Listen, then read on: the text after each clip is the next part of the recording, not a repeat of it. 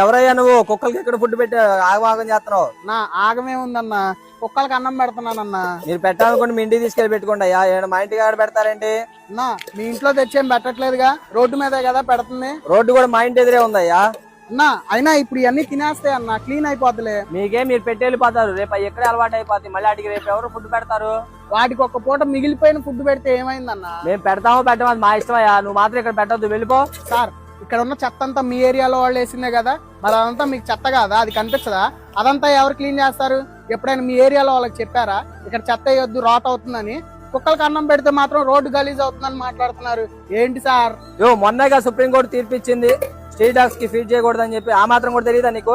Sir అదే supreme court street dog కి separate గా ఫీడింగ్ చేయడానికి ఏరియాస్ ఉండాలని చెప్పింది. మరి ఎక్కడ ఉన్నాయి సార్ ఏరియాలు? చూపించండి. సుప్రీంకోర్టు చెప్పిన ఆ లీగాలిటీస్ మాత్రం మీరు అడుగుతారు, మరి ఇవన్నీ ఎందుకు అడగరు సార్? మన కళ్ళ ముందు ఒక జీవి ఆకలితో చచ్చిపోయినా పర్వాలా, మీరు మాత్రం లీగాలిటీస్ అని చెప్పి లాజికల్ మాట్లాడతారు. లాజికల్ కి ఎమోషనల్ కి చాలా తేడా ఉంటుంది సార్. మరి స్వచ్ఛ భారత్ అని కూడా గవర్నమెంటే కదండి చెప్పింది. ఏది స్వచ్ఛ భారత్ ఏది? చూడండి, ఇది కూడా మీ ఏరియానేగా. ఇక్కడ ఎంత చెత్త ఉందో చూడండి. ఇక్కడ మనకి చెత్త ఎక్కడ వేయాలో తెలీదు, చెత్త వాళ్ళు ఎప్పుడు వస్తారో తెలీదు. మనం వేసిన చెత్త మొత్తం ఇక్కడే ఉండిపోవడం వల్ల మనకి ఎన్ని రోగాలు వస్తున్నాయి. దీన్ని ఎంతమంది క్వశ్చన్ చేస్తున్నారు గవర్నమెంట్ కి? 4 కుక్కలకు అన్నం పెడితే మాత్రం ఎగేసుకుంటూ వస్తారు అరవడానికి. భూమి మీద మనిషి వల్ల అంతరించిపోయిన జీవరాశులు చాలా ఉన్నాయండి. ఇప్పుడు అన్ని అయిపోయినాయి, ఇంకా కుక్కల మీద పడ్డారు. ఈ కూడా పోయినాయి అంటే ఇంకా మనిషినే చంపుకుంటాడేమో. Forest animal in the world అని పోటీ పెడితే మనిషికే గోల్డ్ మెడల్ వస్తుందండి. అంత నీచంగా